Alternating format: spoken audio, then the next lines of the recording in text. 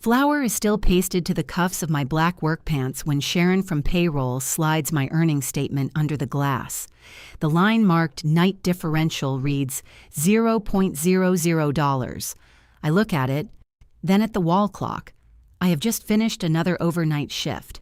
Behind me, Kent Mercer says, "You were never here after hours." He says it loudly enough to turn 2 heads at the time clock. I carry the statement to the security desk. Kent follows me, repeating the words beside Malik Grant, who is sorting temporary badges into a gray tray. Malik opens the entry monitor. He types my badge number, pauses, then quietly turns the screen toward us. 38 overnight entries wait under my name. Kent leans closer. His eyes move once down the column of timestamps. "That proves she entered the building," he says. "It doesn't prove she was authorized to be here." I stare at him. That is the unanswered part. The part that gets under my skin deeper than the missing money. How a man can send me into a freezing plant 38 times and then look directly at the evidence and decide I went there alone. Malik leaves the monitor facing us. He is usually good at making the security desk feel like neutral territory. Everybody gets the same greeting, from temporary pallet wrappers to the plant director. Everybody gets reminded to display a badge. Everybody gets asked if the contents of an unlabeled travel mug are coffee or an interesting career decision. This morning, he does not make a joke. Kent taps my statement with one clean fingernail. "Take this back to payroll. There may be a coding issue." Sharon said you submitted the adjustment. His face barely changes. Kent's composure is one of the reasons he is good at his job. He can stand beside a conveyor throwing crooked pie cartons onto the floor and look as if he has merely encountered an interesting chart. "I submitted a schedule correction. For 6 weeks, you're assigned to days. And these?" I point to the screen. "Unauthorized entries, apparently." Malik lifts his chin. "Her badge was authorized for them." "Her badge had unrestricted production access," Kent says. "That's not the same thing." The distinction arrives too fast. He's already thought about it. I feel the red grease pencil clipped beside my badge pressing against my ribs. I use it to mark actual start times on the laminated line boards because dry erase ink wipes off on coat sleeves, gloves, and aprons. Kent hates the red circles. He says they make the boards look emotional. At 5:42 that morning, I had circled 1:18 a.m. beside line 3 after the crust sheeter finally stopped pulling the dough thin on the left side. The official schedule said 10:30 p.m. Kent had been asleep when I made that correction. He had also been asleep at 11:07 p.m. and when the shift portal flashed on my phone with a message from him. "Line 3 is drifting. Get the startup back on plan before morning loadout." I put the payroll statement flat on Malik's counter. "Print the access history." Kent turns his head. "Security records aren't distributed informally." "I'm not asking informally, I'm disputing my pay. You need to go through the proper channel. I started at payroll, then finish there." He walks away at the same measured speed he uses during customer tours. Malik watches him pass through the double doors onto the production corridor. "I can't print it without a request number. Can you leave it on the screen?" "Until it times out." "How long?" He looks toward the clock. "Long enough for you to take a picture." I pull out my phone. Malik starts sorting the temporary badges again. Screen's got a glare from that light. I move 2 feet to the left. "Better," he says. The photograph catches all 38 entries, my employee number and the beginning of the departure column. It also catches the reflection of my face floating over the screen, pale and gray under the lobby lights. By the time I get home, my mother is in our kitchen wearing one of Luisa's plaid shirts over her nightgown. She has a walker in front of her and a jar of peanut butter open on the counter. "What are you doing?" I ask. "Conducting a bank robbery." "You're not supposed to reach into the upper cabinets." "The money is always in the upper cabinets." Her right hip is 6 weeks old in the way people talk about repaired body parts, as if the surgeon installed a new appliance. She can walk, but her balance goes soft when she first wakes up. Louise has put the breakfast things on the middle shelf. She keeps moving them back because she says rehabilitation should include having a kitchen that makes sense. I take the bread down. "You're late," she says. I know. And you smell like cinnamon. I know. Cinnamon's a day smell. At our house, maybe? Luis comes in from the living room carrying her ice pack. His hair is flattened on one side from the couch cushion. He has been sleeping there on the nights I work late so he can hear her getting up. He looks at my face. What happened? I hand him the earnings statement. He reads it twice. My mother reaches for it, but he holds it out of range. I'm recovering, not illiterate, she says. Luis gives it to her. They took all 6 weeks? It looks like it. That's almost $900. $864. My mother lowers the paper. You calculated it already. On the drive home, Luis sets the ice pack beside the sink. What did Kent say? That I wasn't there. My mother glances at the flour on my pants. Then his pies are shedding. Hartwell Foods has made frozen pies in the same low-brick plant outside Milwaukee since before any of us worked there. We produce our own brands, grocery store labels, and seasonal runs for 2 restaurant distributors. The building has been expanded so many times that its corridors turn for reasons nobody remembers. Packaging occupies what used to be a loading dock. The employee cafeteria has one narrow window looking directly into a wall. My mother worked there for 11 months in her 20s and left after an argument over blueberry stains. She tells the story differently every time. Luis leans against the counter. You have proof you were there. I have proof my badge was there. Your badge doesn't drive. It also doesn't release fruit lots or reset freezer dwell times. So send them everything. I need to know what everything is first. He rubs both hands over his face. Before my mother's surgery, he opened the auto glass shop at 7 every morning. Now he starts at 10, after the home health aide arrives. His manager has been patient in the strained, temporary way employers are patient when they expect a problem to end soon. You slept at all? He asks. 40 minutes during lunch yesterday. That isn't sleep. It had a dream in it. My mother hands the statement back. Was it a good dream? I was stuck in a walk-in freezer and every box was labeled miscellaneous. She considers this. Your subconscious lacks imagination. Luis almost smiles. Then he sees me pull out my phone and the smile disappears. Don't do this right now. I'm forwarding the picture to myself. You're falling asleep standing up. I want it off the phone in case they decide I wasn't holding that either. That earns a real laugh from my mother. Luis does not laugh. He watches me type the email, his mouth set in the line it has worn for most of the contract launch. Hartwell won the Marwood Market account in January. 7 varieties, 3 package sizes, 214 stores. Kent built the production model that let us bid low enough to win. He mapped changeovers down to 6-minute increments and negotiated later carrier pickups. For the first time in years, senior management started using phrases like growth path. The model was smart. It was also built on clean handoffs that did not exist. Sanitation was supposed to release the lines at 9:30. Maintenance had 30 minutes for pre-start checks. Quality released ingredients while production staged packaging. The first crusts entered the oven at 10:45. Pies reached the spiral freezer before midnight, and finished pallets rolled onto trucks by 5. On paper, each shift passed the work neatly to the next. In the plant, cherry filling arrived 12 degrees too cold. A bearing screamed inside the flour auger. The night quality technician found a damaged seal on a tote after 200 pounds had already been pumped. Someone staged Dutch apple cartons for French apple pies. The freezer gathered frost near the entrance and began nudging the pie spacing out of tolerance. Kent called these variations. I called them Tuesday. At first, he asked me to stay an extra hour after my day shift. Then the portal messages began arriving later. Need you in for sanitation release. Check line 2, spacing before the first pallet. Maintenance says ready. Verify. I was an hourly production startup coordinator. Every visit appeared on my time card, and every hour between 6 at night and 6 in the morning earned the differential. Sharon had paid it without question for years, until Kent corrected my schedule.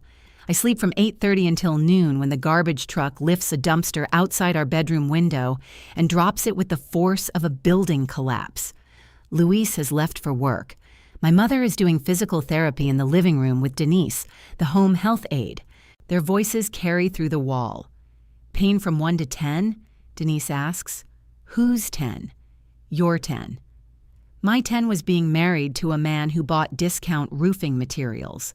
I put a pillow over my head. At 1:30, I give up and open my laptop. I begin with the 38 entries. I create a column for each date and type in the entry and exit times from the photograph. Then I open the shift portal. Kent's messages are still there, but they are not as useful as I expect. He rarely says, "Come in." He writes, "Handle this," "Verify that," "Fix before loadout." The language assumes I will understand what the plant needs without making him responsible for how I provide it. On February 9th, my badge shows entry at 10:51 p.m. Kent's message at 10:34 says, "Sanitation behind." Don't let this become another missed start. February 17th, entry at 11:22. His message says, "Maintenance believes the chain is tracking now, confirm." March 2nd, entry at 12:08.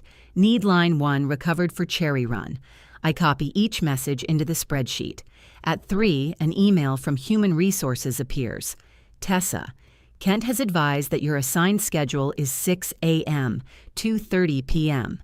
Please clarify the business reason for the access events outside your scheduled hours and provide any written authorization. While the review is pending, your building access will be limited to assigned hours effective immediately. I read it again. The missing differential was not a coding error. Kent has turned my complaint into an investigation of my conduct. My phone buzzes with a portal notification before I can decide what to answer. Line 3, startup review tomorrow, 5:30 a.m., attendance required.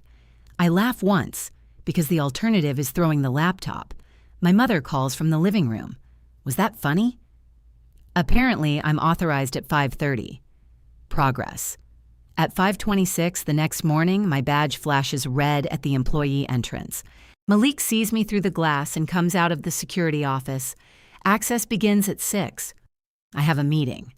He looks at my phone, where Kent's invitation fills the screen. This says 5:30. I noticed. Malik calls the production office. After a minute, Ken arrives on the other side of the turnstile carrying coffee and a tablet. "What's the problem?" he asks. "My access begins at 6. You were instructed to attend, which is why I'm here." He presses his lips together. Malik waits with his hand near the manual release. Kent says, "Let her through." Malik does not move. I need the authorization entered. I'm authorizing it. In the system. For the first time since Payroll, Kent's calm slips.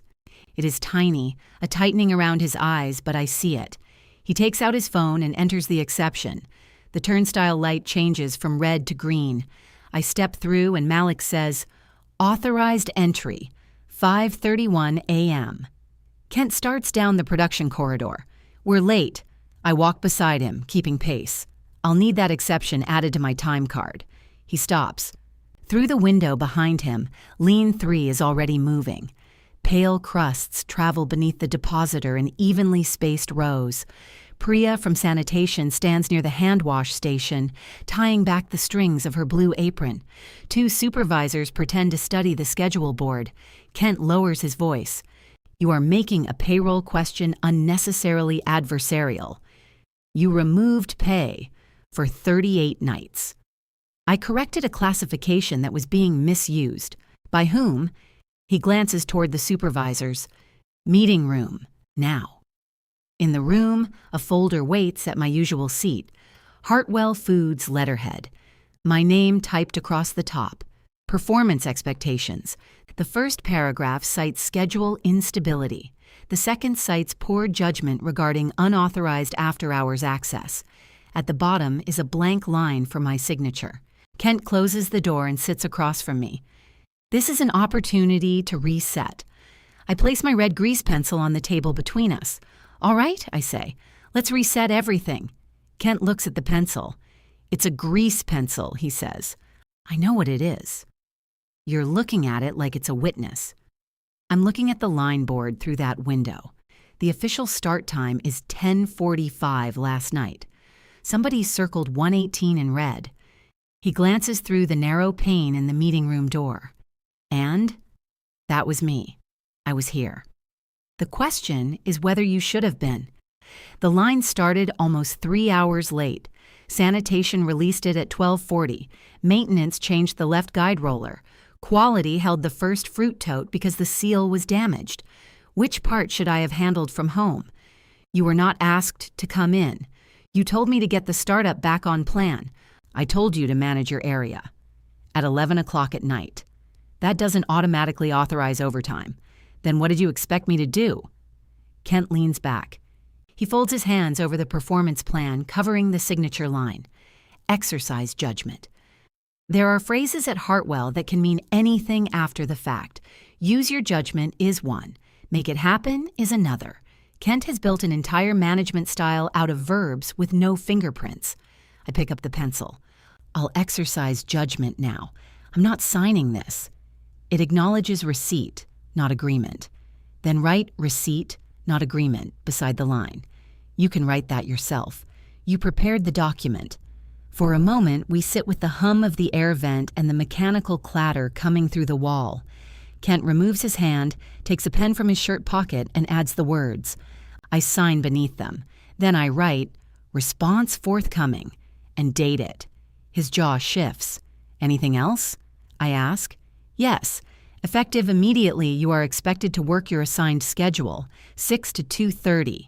All production issues arising after your departure are to be documented for the night leads. And if a night lead contacts me, you can respond during your next scheduled shift. And if you contact me, his eyes meet mine. Use your judgment. I stand. I just did. Priya catches up to me outside the gowning room. She is still wearing her blue sanitation apron, though she has rolled it inward so the wet side does not touch her clothes. At 52, she can silence an entire sanitation crew by looking at a patch of foam somebody failed to rinse. Did he write you up? She asks. Schedule instability. She squints at the line board. The schedule was extremely stable. It remained wrong for 3 hours. I laugh, despite myself. Priya lowers her voice. He asked me when sanitation released 3. What did you say? 12:40. What did he want you to say? He wanted to know if the delay was fully attributable to sanitation. She draws out fully as if it has a bad smell. I told him maintenance had the guide roller until 12:27 and quality held the tote until 12:36. Thank you. Don't thank me for clocks. She starts toward the wash bay, then turns back. He also asked who authorized you to sign the pre-op release. I'm authorized to sign it. I know, he knows. The form knows. He is asking different questions now. That morning, my inbox contains a new workflow document. Kent has divided startup coordination among 5 people. Priya will own sanitation releases. Ron Cobb in maintenance will own equipment readiness. The night production leads will verify packaging, and a quality technician will release ingredients. I will consolidate the results each morning and update the schedule. It is tidy. It is also mostly how the plant is supposed to function. For the next 3 days, it works. Kent attends the 10 p.m. handoff himself. Sanitation releases close to schedule. Maintenance responds faster because the operations manager is standing beside the line. Night supervisors stop borrowing operators from packaging without updating the labor board. On Friday, Kent sends an email showing a 92% on-time start rate. The plant director replies, "Excellent recovery." I stare at those 2 words longer than they deserve. Ron stops beside my desk, carrying a failed bearing in a clear evidence bag. He is a broad, slow-speaking man who labels his lunch with the date, even though he has eaten the same turkey sandwich for 9 years. You gonna frame that? He asks. What? The excellent recovery. I was thinking over the fireplace. Use a deep frame. Give it room to breathe. He sets the bearing on my desk. What's this? Reason line 2 started late February 23rd. I remember. Flour auger. You came in at 10:14. Work order says you were present when we locked it out. Did Kent ask? He asked whether maintenance required operations support. And? I told him we require operations to release equipment back to production. He asked if it had to be you. What did you say? Ron scratches his beard. I said you were the operations person standing there. He takes the bearing and walks away. The new arrangement holds until Monday, when Kent leaves after the afternoon leadership meeting and sanitation discovers a cracked spray ball inside the Line 1 wash system. Priya cannot release the equipment. Maintenance has no replacement in the storeroom because the inventory count lists 2 parts that are actually for a different model. At 9:18 p.m., the shift portal lights up on my phone. Line 1 at risk. Need options before 10.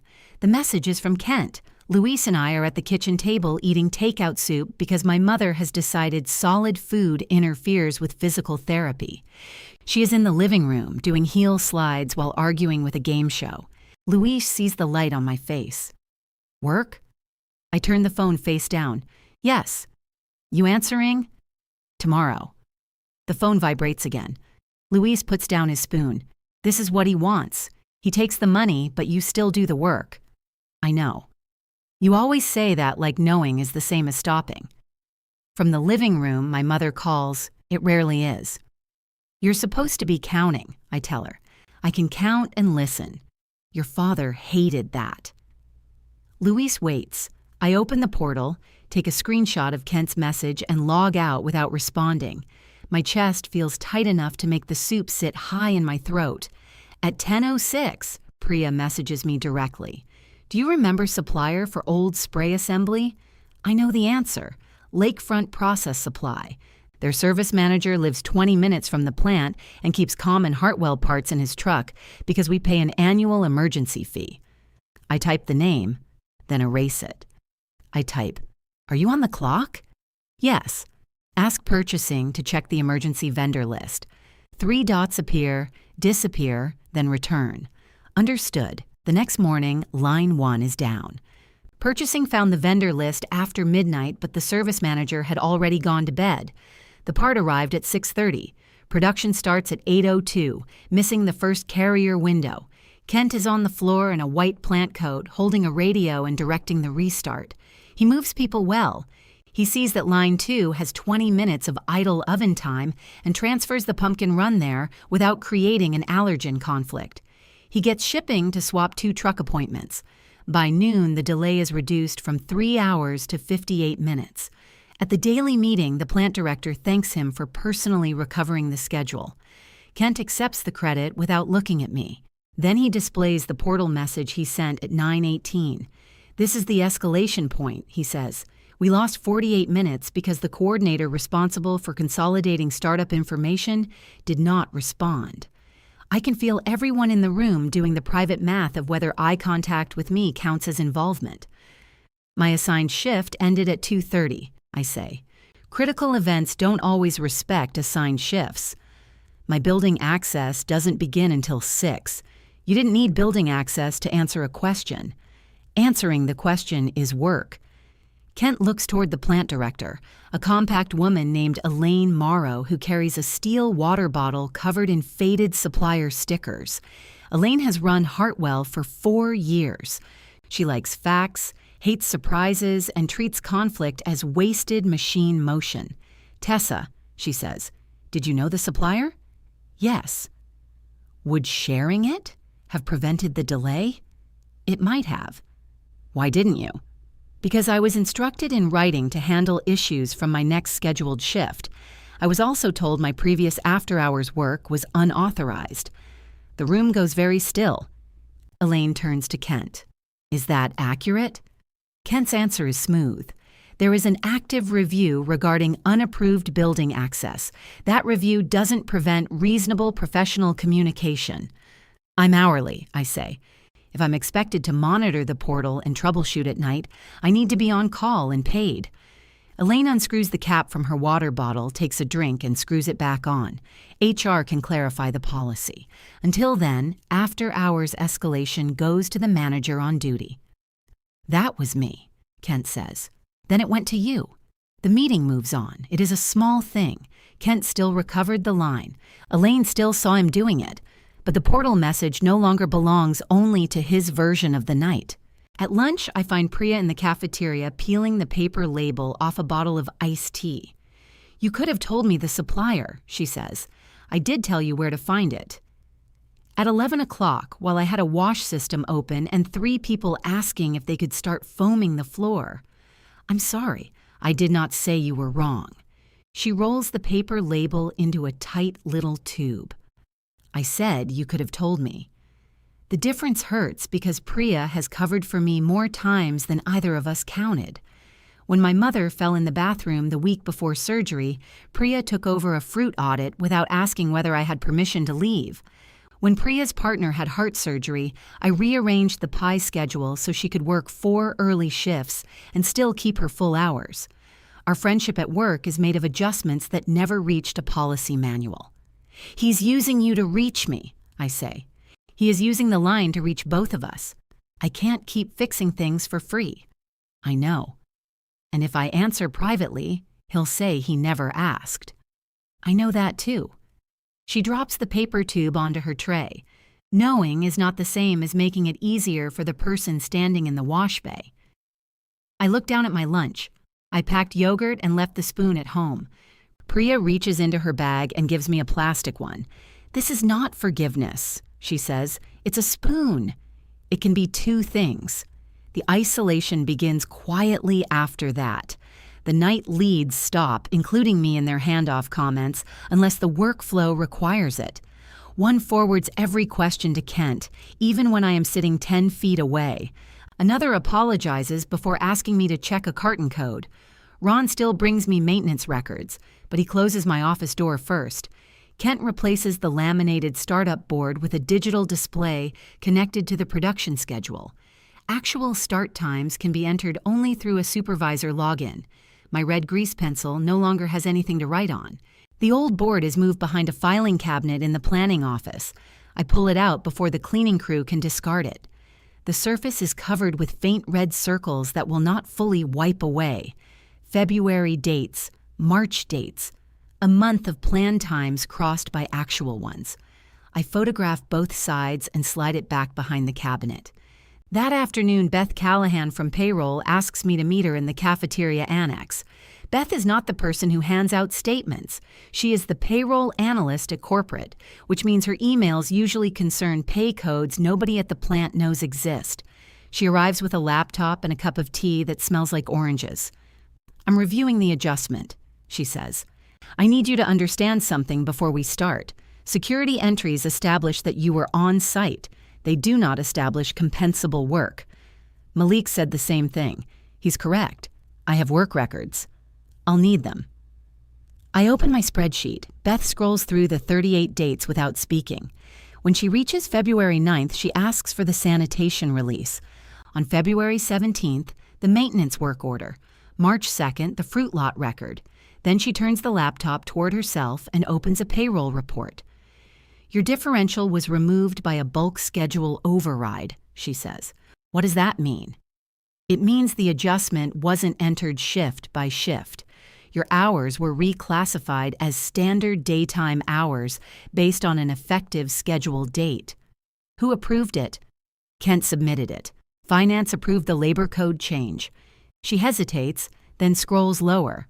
"What?" "You aren't the only employee on the override. 2 names sit beneath mine: Carla Ruiz, night packaging lead, and Devin Price, quality technician. How much did they lose?" "I can't discuss their pay with you." "Do they know?" "I can't discuss that either." Beth closes the report, but not before I see the effective date. It is the Monday after Finance asked Kent to explain the Marwood launch labor costs. I send Carla and Devin separate messages asking if they can meet me after shift. I do not mention numbers. I do not tell them what Beth showed me. Carla replies first, "Is this about my check being short?" Devin answers a minute later. "I thought differential ended for everybody." I look through the glass wall of the annex.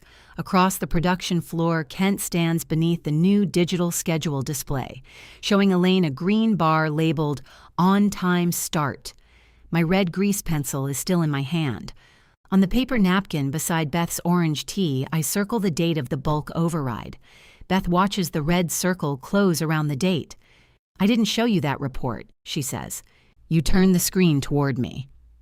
I turned it toward myself. "It's a reflective table. Tessa." I won't use their payroll details. I'm asking them about their own checks. She picks up the napkin, folds it twice, and puts it beneath her tea. "Send me your supporting records by Friday. Separate what you were directed to do from what you chose to do." What if they're the same thing? They won't look the same during review. Carla and Devin meet me in the employee parking lot after shift. Carla stays in her car with the engine running because the driver's window will not close once it is lowered. Devin sits on the hood, eating pretzels from the vending machine. Carla has lost 4 differentials. Devin has lost 7. "I asked the night supervisor," Devin says. "He told me Kent was standardizing launch pay." "There was no announcement," Carla says. "I thought maybe I missed it." Carla looks at him. "You read announcements for fun." I like knowing when the vending prices go up. We reconstruct their shifts from documents they can access themselves. Carla has packaging reconciliation forms showing her initials after midnight.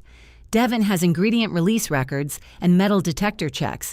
Their badge entries line up, but unlike mine, their work is routine and specifically assigned to the night shift.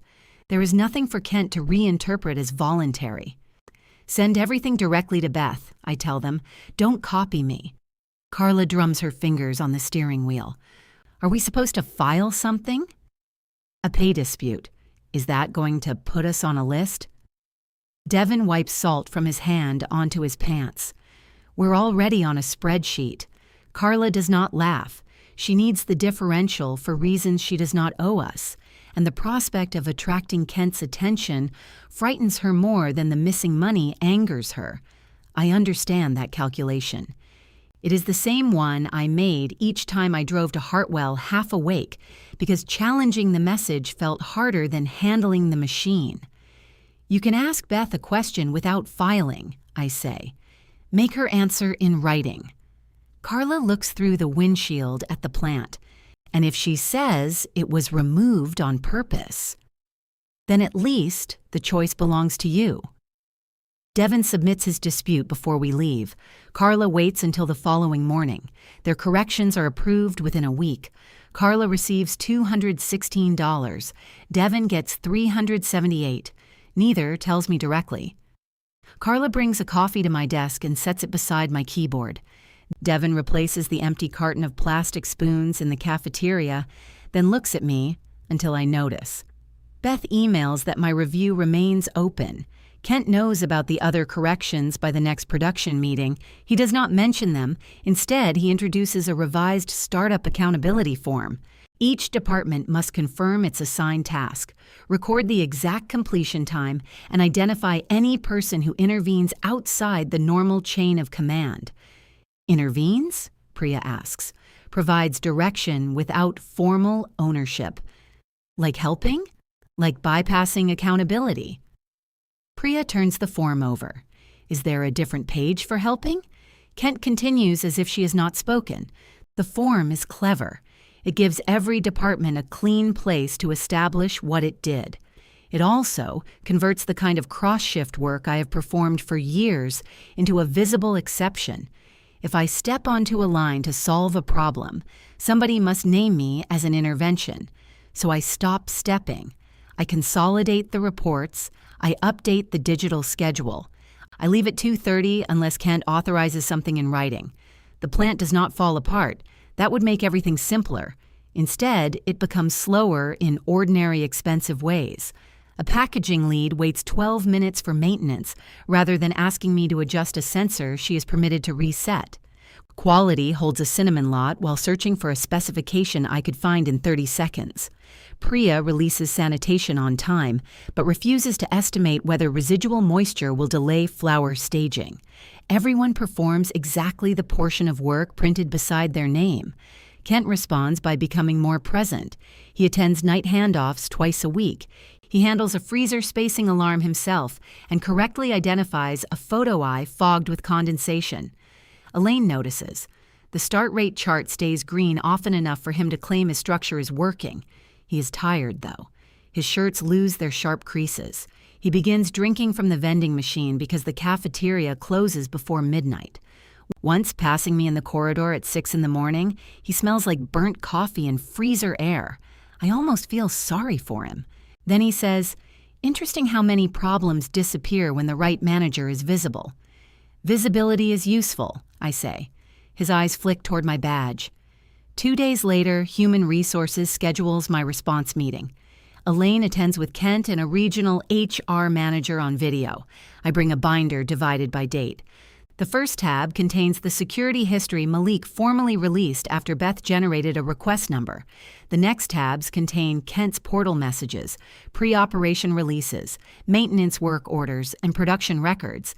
Kent brings my performance plan and 3 after-hours decisions he says exceeded my authority. The most serious is the February freezer release. Ron had finished work on the spiral conveyor at 1:36 a.m. He wanted a full 30-minute observation before production resumed. The first Marwood carrier was due at 5:15. I authorized Line 2 to restart at 1:48 after 12 minutes of stable movement.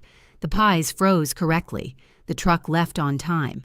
The shorter observation allowed frost to build near the freezer entrance, and maintenance spent an extra hour clearing it the next afternoon. "I made that call," I say. "Against maintenance's recommendation," Kent says. "Ron preferred 30 minutes. "Preferred?" I open the work order. That's the word he used. "Because you pressured him to release the equipment." I asked whether 12 minutes showed stable tracking. He said yes. Kent places a printed message on the table. At 1:31 that morning, I wrote to Ron, "I need this line in 12 or we lose the load. It is my language, my urgency, my decision." Elaine studies the message. "Did Kent instruct you to protect the load?" I turn to the matching tab. At 12:52, Kent wrote, "Marwood carrier cannot miss again. Recover 2. "That isn't an instruction to override maintenance," he says. "No." "So you interpreted it?" "Yes." The HR manager asks, "Did you believe you had authority to make that interpretation?" I had been making those decisions for 14 years. That doesn't answer the question. I think about all the versions of the answer that would sound better. "Yes," I say, "I believed I had the authority. If I didn't, Kent should not have sent me 38 after-hours problems and accepted 38 recoveries." Kent's expression changes. There it is, the opening he wanted. "So this is not fundamentally about pay," he says. "It is about an employee who expanded her own role, entered the building outside her schedule, and made operational decisions without explicit approval. It became about pay when you removed the money. I corrected time that should not have been worked. You knew it was being worked. I knew problems were being resolved. I did not know Tessa was repeatedly entering the plant." Elaine looks at him. "You never reviewed access?" "Security is not part of my daily workflow." "You attended night handoffs with her," I say. "Occasionally." I take out a photograph from January. It shows the Line 1 board after a delayed lemon run. My red circle marks 12:31 a.m. Kent stands at the edge of the frame, pointing toward the depositor. "One occasion," he says. I produce another from February. Kent is behind me in a disposable beard cover, holding his tablet. Then a March photograph from a packaging trial. Then the visitor log from a late supplier test, where he signed us both in at security because the vendor's badges had expired. Kent's face hardens. The HR manager asks for copies. The photographs establish that Kent saw me inside the plant at night. They do not establish that he authorized every visit. By the end of the meeting, my performance plan remains active. My access remains restricted. My pay decision remains under review. When I leave, Kent follows me into the corridor. You're confusing institutional memory with authority, he says. You're confusing authority with deniability. You made choices. So did you. His voice drops. Be careful about dragging other employees into your interpretation of events. You mean Carla and Devin? His silence confirms it. Their pay was corrected, I say. Their situations were different. They were easier. They followed assigned schedules. And I followed your messages. You followed your own desire to be indispensable. That lands because there is truth inside it. I have liked being the person people call. I have liked walking onto a stalled line and seeing shoulders drop because I know which manual is outdated and which valve sticks in cold weather. Competence can become vanity without changing its clothes. Kent sees the hit. The plant is operating without you at night, he says. I know. You may want to think about what that means. At home, I find Luis replacing a loose hinge on the kitchen cabinet. My mother sits at the table cutting coupons she will never use. How did it go? Luis asks. I proved Kent knew I worked nights. And they're still reviewing whether I should have. He closes the cabinet, opens it, then closes it again. How long are you going to let them do this? I'm not letting them. You're spending every evening building binders. I'm trying to get paid. It's bigger than the money now. That's what Kent said. I'm not Kent. No, Kent sleeps. My mother puts down her scissors. Luis's face closes. I cut my hours because we agreed your contract launch was temporary. Now your hours are normal, and you're still not here. I'm sitting in front of you, with half the plant spread across our bedroom. The binder is on my side of the bed. Maintenance records cover the dresser. My laptop charger runs beneath the rug. I can't quit in the middle of this. I didn't say quit. What are you saying? I'm saying he removed your night pay and somehow he still owns our nights. He leaves the kitchen before I can answer. My mother keeps her eyes on the coupon sheet. He tightened that hinge 3 times. It was loose. It was afraid. I gather the paper scraps into a pile. Do you think he's right? I think you are very skilled at holding a line after everyone else has gone home. That isn't an answer. It is in this family. The Marwood Launch Readiness Review appears on the calendar the next morning. 2 customer representatives will spend a full day tracing production records from sanitation release through shipment. Kent assigns the presentation to himself. Priya, Ron, Quality, and Packaging are told to prepare their sections. My name appears beside Schedule Reconciliation. At noon, Kent sends me the official startup history. It is beautiful. Green bars, clean handoffs, delays categorized by department. Every scheduled start has one matching actual start. I compare it to a temperature chart from line 3. The official history says production began at 10:52 p.m. The oven chart shows no heat load until 1:14 a.m. The sanitation release is signed at 12:40. The first finished pallet was scanned at 3:58. Kent's chart has not changed the original records. It has defined start as the moment production was scheduled and pushed the delay into separate departmental notes. I carry the file to his office. This won't survive traceback, I say. It is the approved schedule view. It contradicts the line records. The detailed records provide context. They provide different times. Your role is to reconcile them. I can explain what happened. I won't make 10:52 equal 1:14. He closes his office door. You told HR you had authority because you understood how the operation connected. This is your chance to demonstrate that constructively. By protecting your chart, by representing the plant. I set the file on his desk. I'll reconcile the original timestamps, all of them. That is not what the customer needs. It's what they'll ask for. His phone rings. He silences it without looking. Tessa, the performance plan can still end well. There is the offer beneath the sentence. Clean up the contradictions, become useful again, and he may allow me back into the version of my job I used to have. I think of Luis tightening the same hinge, Priya standing in the wash bay, Carla, afraid of a list. 38 nights converted to $0 because Kent discovered that the cleanest labor number was the one attached to work he could call voluntary. I'll prepare my section from the source records, I say. If you do that, you own the discrepancies. I already do. Kent studies me for a long moment, then he pulls the presentation back across his desk.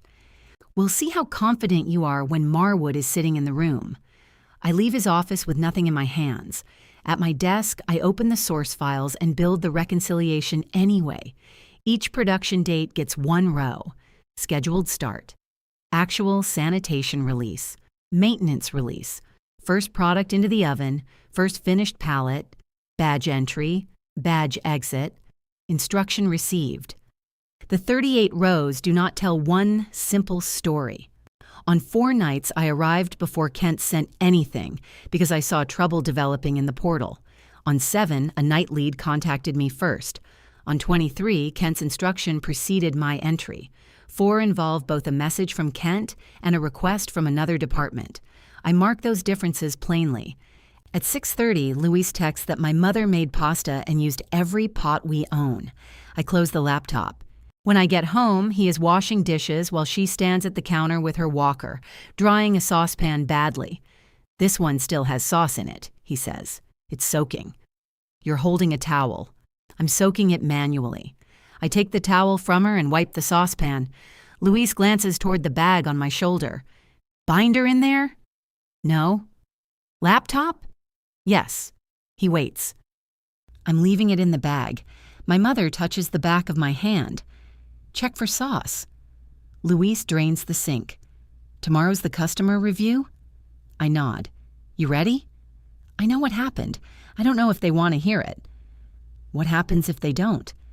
I stop helping them make it prettier.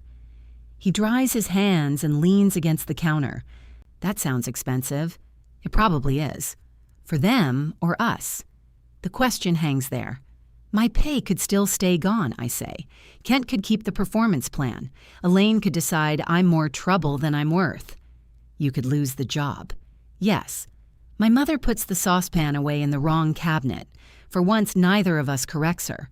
Luis says, I needed you to say that. Why? Because you've been acting like the right spreadsheet guarantees the right ending. It should. That isn't what I said. I step closer to him. I'm scared. His shoulders loosen. I know, he says. I just haven't been able to find you under all the facts. The Marwood representatives arrive at 8 the next morning, wearing safety shoes that have never touched fruit filling. Dana Ellison oversees supplier quality. Joel Mercer, not related to Kent, as he tells us within 30 seconds, handles launch operations. Family reunions get confusing, Joel says. Kent smiles harder than necessary. We begin in the conference room. Kent presents volume projections, yield improvement, and the green start rate chart. He is excellent. His explanations are clean without sounding rehearsed. He knows the cost of every packaging changeover and the reason Marwood's blueberry forecast rose 11% in the northern stores. Then Dana chooses a production date from the traceback sample, March 2nd. Kent's chart shows line 1 starting at 10:46 p.m. Dana asks for the sanitation release. Priya slides it across the table, 12:18 a.m. The line started before sanitation released it, Dana asks. Kent gestures to the detailed notes. The dashboard reflects the planned operational start. Departmental completion times are tracked separately. What does operational start mean? The point at which the line is assigned active production status. Was it producing? Not at that exact moment. Dana writes something. Joel asks for the oven chart. The first heat load appears at 12:57. The ingredient record shows my release at 12:41. The first finished pallet was scanned at 3:36. He looks from the documents to the green bar. So when did you actually start? Kent turns to me. Tessa can explain the reconciliation. Every face at the table shifts in my direction. The line was scheduled for 10:46, I say. Sanitation was released at 12:18. The first acceptable product entered the oven at 12:57. Why was sanitation late? Dana asks. A damaged spray nozzle reduced rinse pressure. Maintenance replaced it. And you were the quality release? Production startup coordinator. Quality released the ingredient hold. I confirmed the lot and coordinated the restart. Joel looks at the personnel list. Your assigned schedule begins at 6 in the morning. Yes. What time did you enter the plant? 12:08. Were you scheduled? No. Were you on call? No. Who requested your presence? Kent leans forward. Tessa previously exercised a broad interpretation of after-hours support. We have since clarified the structure. I look at Elaine. She is holding her steel water bottle without drinking from it. Dana asks, was her work part of your control process or outside it? Kent answers before I can. Outside the formal process. Then why is her release part of the traceback record? It was accepted at the time. By whom? Kent looks at me. That is the issue we are currently reviewing. The room goes quiet in a different way than an internal meeting. Dana is not interested in our hierarchy. She is interested in whether Hartwell can explain who controlled a production start. Joel flips through the records. How often did this happen? I open my reconciliation. 38 overnight entries over 6 weeks. Kent says, entry does not necessarily establish. Each row has the corresponding operational record, I say. 23 also have a prior direction from Kent. 7 began with a night lead request. 4 began with my own review of the portal. 4 have overlapping requests. Dana reads the first page. And this arrangement has ended? My badge access was restricted after I disputed the removal of the night differential from those hours. Elaine sets down her bottle. Kent's voice is controlled. The compensation question is unrelated to product traceability. It affects who was authorized to make decisions, Dana says. Joel points to the green dashboard, and whether this launch plan includes the labor required to operate it. Kent turns a page too sharply. We can provide a corrected reconciliation after lunch. Dana closes the file. We'll walk the floor now. We can return to the control structure this afternoon. As soon as the visitors leave with Priya, Elaine closes the conference room door. How long have you known the dashboard defines planned start as actual start? She asks Kent. It doesn't define it as actual. It provides a standardized operational view. That wasn't her question, I say. Elaine holds up one hand.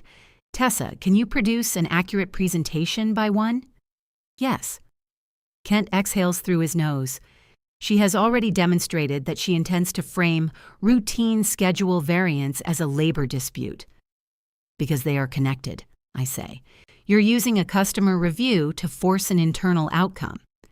I raised the outcome at payroll. You brought my authorization into the customer review. Elaine looks at the clock. What do you need to complete this accurately?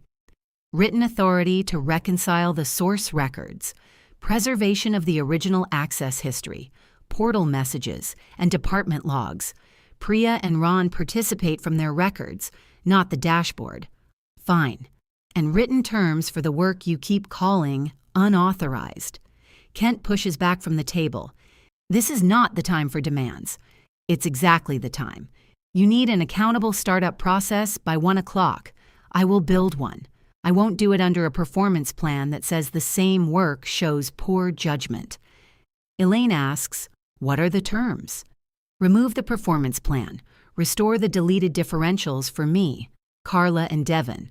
Confirm after-hours work requires written assignment and is paid. Create a rotating overnight coordinator for launch weeks. Preserve security and production records for payroll review. No retaliation against anyone who supplied them. You can't negotiate on behalf of other employees, Kent says.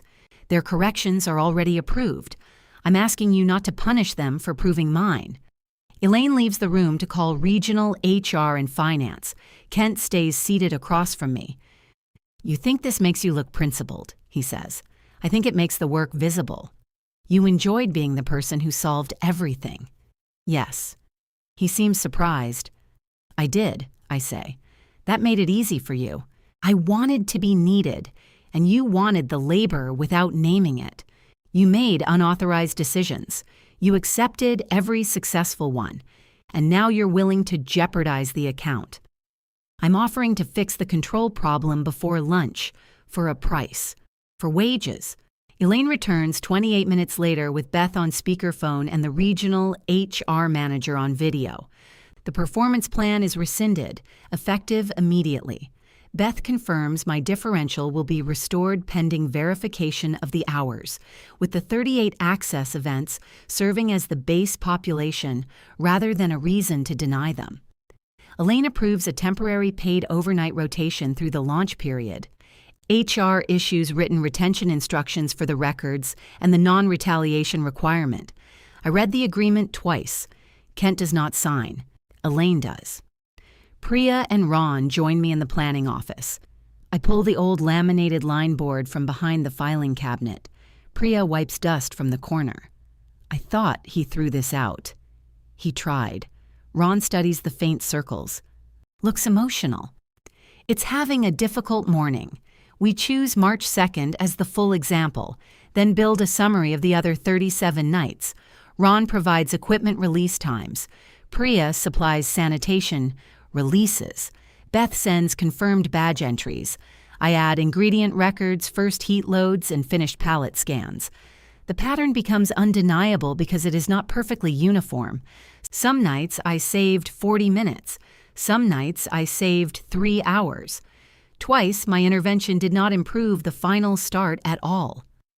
On February 23rd, I arrived for a flour auger problem and spent most of the night waiting for a bearing. The records show work, judgment, and time. They also show a launch plan depending on someone crossing departmental gaps after the scheduled shift had gone home. At 1:15, I lay the laminated board beside Kent's digital chart. Donna touches one of the faded red circles. These are actual times? Yes. Why weren't they in the dashboard? Kent answers. The dashboard was designed to measure adherence to the planned production window. Joel looks at the source table. Then it measured the plan's opinion of itself. Kent's mouth tightens. I use my red grease pencil to connect the March 2 circle to the badge entry, sanitation release, and oven chart. Then I show the full 38-row table. This is where startup coordination actually occurred, I say. The revised process assigns a paid coordinator for launch nights with written decision authority and one definition of actual start. Dana asks Priya if she agrees. Yes. Ron nods. Maintenance release stays separate. Operations acceptance gets its own time. The customer requires Hartwell to submit the revised control procedure and 4 weeks of clean traceback records. The account remains on schedule, though the next product expansion is delayed until the process proves stable. Kent's green dashboard disappears from the monitor that afternoon. The payroll correction reaches my account 9 days later, $864 in differential pay, plus the overtime adjustment created by reclassifying the hours correctly. I show Luis the deposit at the kitchen table. He looks at the number. You got it. I got it. My mother reaches for the phone. Let me see. Luis hands it over. She studies the screen. This bought a lot of bad sleep. Yes. What will you buy with it? Nothing yet. Good. Money should sit down after a trip like that. Kent does not become plant director. Elaine moves him into a process analysis role, reporting to regional operations. His scheduling model remains in use after actual labor and variance time are added. He stops controlling time approvals and performance plans. On his final day in the operations office, he brings the red grease pencil to my desk. I had left it in the conference room after the review. You were right about the labor, he says. It is less than an apology and more than I expected. You were right about one thing, too, I say. I liked being indispensable. He places the pencil beside my keyboard. That usually ends badly. I'm training 3 people. I heard. He looks toward the production floor where Carla is leading the handoff and Devin is checking the ingredient queue. My model worked, he says. It worked better when the hours were missing. He gives one short nod and leaves. The paid rotation gives me 2 overnight shifts during the next month instead of 11 unplanned visits. Priya takes 1 week, a production lead takes another, and I teach them the shortcuts I used to keep in my head. Luis and I move the last binder out of the bedroom. My mother begins making breakfast again, mostly to demonstrate that our cabinets remain incorrectly arranged. On my first scheduled overnight, I arrive at 9:53 carrying coffee and the old laminated board, now relabeled Startup Variants. Malik scans my badge before I reach the turnstile. "Hold on," he says. He opens the access history and turns the monitor toward me. A new entry sits beneath the 38 old ones. Authorized startup coverage, paid differential. "Looks like you're here," he says. "Apparently." On the floor, the scheduled start is 10:45. Sanitation releases at 10:51. The first acceptable crust enters the oven at 11:03. I circle 11:03 in red, clip the grease pencil beside my badge, and begin the handoff.